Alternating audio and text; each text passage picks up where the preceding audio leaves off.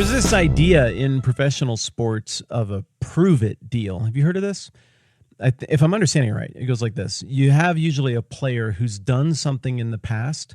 They've put up good statistics. They've been a part of a championship team, but then they got hurt or they got in trouble or they just had a bad couple of seasons. I don't know. Whatever the case, they've fallen from their lofty heights of the past, but maybe a team here or there starts thinking to themselves, maybe they got something left in the tank. Maybe now that they've healed up or come back from whatever their personal problems were, maybe now they can contribute again. And so they'll offer them a really low dollar deal for a really low period of time. So like a one-season deal for comparatively very cheap, contrasted with other players in the league.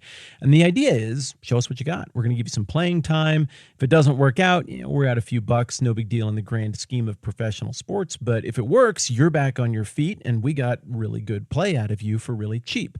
Well, if a player goes out on a prove-it deal, and they just kill it, put up great numbers, or great teammate, no personal problems, no off the court, off the field kind of stuff, then, well, you got to come back to the negotiating table now that they have proven it, and you got to work out a new contract. You got to figure out what happens next. Likewise, I feel like Paul is on a prove-it deal in the book of Acts. He's on this first missionary journey. He's got the blessing of the church in Antioch, but that's not really the blessing of the church in Jerusalem. I mean, Jerusalem is kind of where it feels like it all started. But it's not like the people in Jerusalem don't like him either. It's just that Antioch up the road, that seems to be his home base. And they put together the resources and the support to send him and Barnabas out to be like, hey, let's just go see what happens. If we really are convinced miraculously because of the stuff that happened with Peter, with that sheet and everything, and Cornelius, if we really think because of what we see in the Old Testament that this is meant for everybody, then the miraculous work of God should go ahead of you on this relatively, comparatively modest little trip that we're going to send you out on, and we should see the work of God, and we should see a whole bunch of Jewish people become Christians, and we should see a whole bunch of non-Jewish people become Christians as well. It should look like the stuff that Jesus said it was going to look like, especially in like Matthew chapter 10. So let's do it. Let's do a prove-it deal. Let's do a prove-it trip. So they send him out on this first missionary journey, and that's what we've been looking at for the last few days here. This first missionary journey starts in Antioch, makes its way over to the island of Cyprus, and amazing things happened there. I mean, the governor of Cyprus became a Christian. That was pretty good. Paul and Barnabas beat a sorcerer in a miracle off, I don't know what you call it, a standoff where they did miraculous things and where God defeated whatever magic or forces that Cyprus sorcerer was tapped into. Then from there, they go and do just a cute little adorable loop in southern, central, modern-day Turkey. Back then, they called it Asia Minor. This is a region of Roman provinces that all adds up to a region that at times was referred to collectively as Galatia. There is also a Roman province of Galatia, if I understand correctly, up north. So there's a little bit of ambiguity here as to exactly what you call this space geographically, and we'll talk more about that a little bit later on. But whatever we want to call it, they're in Pisidian Antioch, Iconium, Derbe, Perga, Attalia. I don't know how to say that one for sure. It's one of those that you just read until you have to say it out loud. Attalia. That's how we're saying that one. Pronounce it however you want.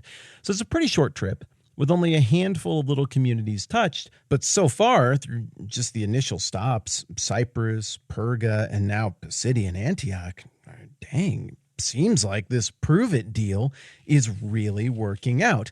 Just like back in Jerusalem when the original disciples went and followed up on the Jesus stuff, there was amazing things that happened. People responded. Miracles happened. Also, there was a bunch of resistance. Cool. The exact same thing is happening here in the book of Acts. And heck, you go all the way back to Jesus. The exact same thing happened with him. And Jesus basically said, all the stuff that was happening to me, if you do this stuff in my name, it's going to happen to you too. So the prove-it deal is looking really good. We leave Pisidian Antioch on this little initial journey. And then in Acts chapter 14, we find out that Paul and Barnabas go on to Iconium, and it says they went as usual into the Jewish synagogue. There they spoke so effectively that a great number of Jews and Gentiles believed. Can you even tell the difference between this story and the one that we just got done with in Pisidian Antioch in chapter 13? Like I said, it just cycles over again and again. These things follow the same pattern. They're so similar. So a bunch of people sign up. Gentiles are signing up. Jews are signing up. Seems like the Prove It deal is checking out all that much more. But the Jews who refused to believe stirred up the Gentiles and poisoned their minds against the brothers. Okay, well, that's following the pattern as well. This is kind of starting to sound like YouTube, where an upvote is good because that kind of proves that the video got people's attention. But even a downvote is kind of good because it proves that the video got people's attention. It's like Jack Sparrow, right? You're the worst pirate I've ever heard of. But you have heard of me. So the positive response confirms that the Prove It deal is real. The negative response, frankly, follows the pattern and proves that the Prove It deal is real. We go on.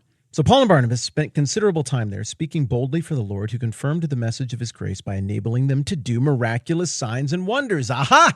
More Prove It deal. The people of the city were divided. Some sided with the Jews, others with the apostles, and there was a plot afoot among the Gentiles and Jews together with their leaders to mistreat them and stone them. But they found out about it and fled to the Lycaonian cities of Lystra and Derbe and to the surrounding country, where they continued to preach the good news. Now in Lystra, there sat a man crippled in his feet. So look at this.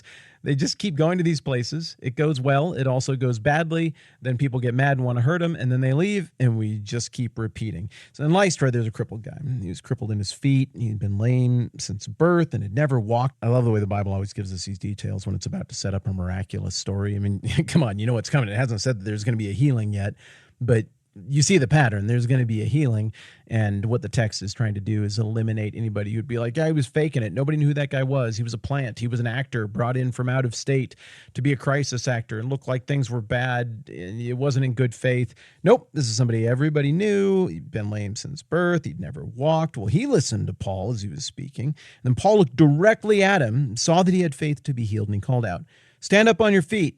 And at that, the man jumped up and began to walk. Okay, remember, this is a Prove It deal, or at least I've decided to describe it as a Prove It deal. I think it works. And what are the things you would need to see if you believed in Jesus and you believed in the story of the life and death and teaching and resurrection of Jesus and all that stuff? What would you need to see? Well, things that look Jesus-y, for one.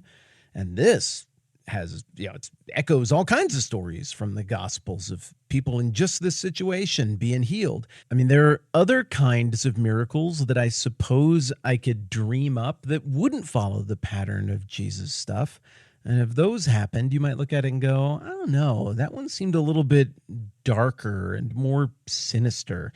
That one has overtones of sorcery or paganism. Like Paul went into the town and he said, "Bring me a male goat," and he dressed up the goat in robes and put a crown on its head as though it were a king. And then he slit the goat's throat and drained the blood into a dish. And then he drank the blood and offered prayers in an ancient pagan religion, and then the man could walk.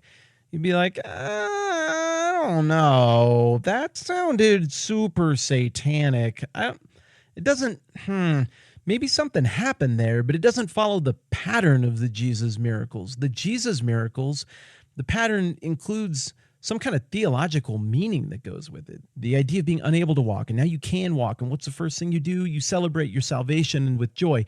The idea of being unable to see, but then the scales fall off of your eyes. You see, it's a metaphor, Liz Lemon. They're all making a point is the point, and this one seems to be making a point. It follows the pattern. It's a Prove It deal, and the Prove It deal is working.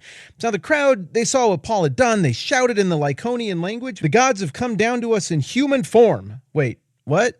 Uh-oh. So Barnabas they called Zeus, and Paul they called Hermes because he was the chief speaker. That's what Hermes did in the Greek cosmology of gods.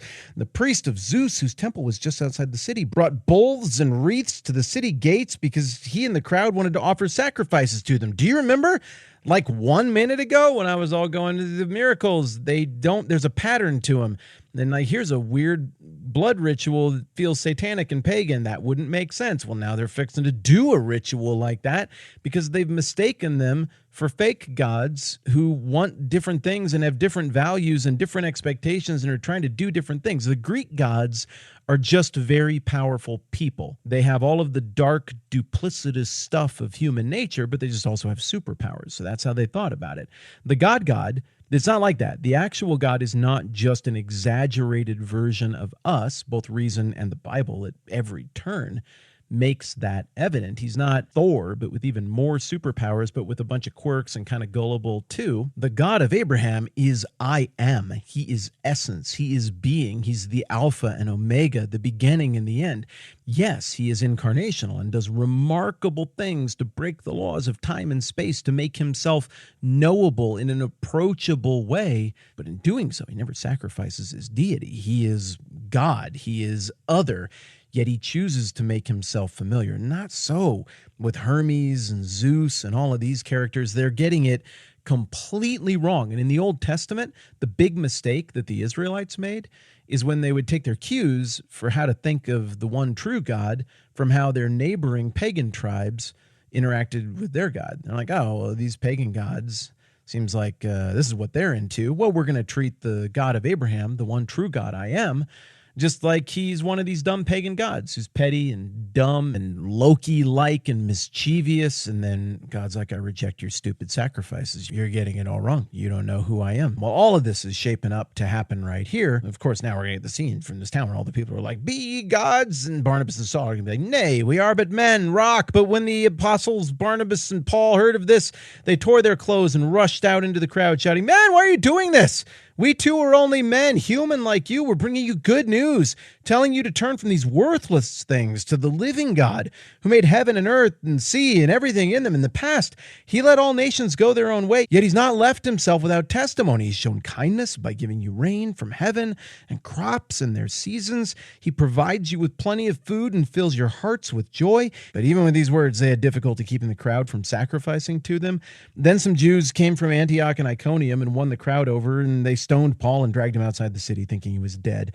But after the disciples had gathered around him, he got up and went back into the city, and the next day he and Barnabas left for Derbe. What the heck did I just read you? This is one of the most insane stories in the whole Bible. We love you. You're Zeus and Hermes. We're going to kill a bull for you. And then some outsiders show up, and they're like, no, they're not.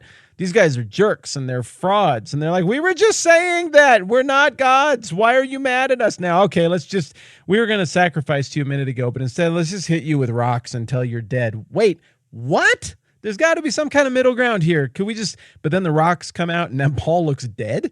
Everybody believed he was dead. He looked dead enough that you could drag him limply outside the city, and at no point anybody was like, he's twitching a little bit. Maybe one more rock. Nope. He looked that dead.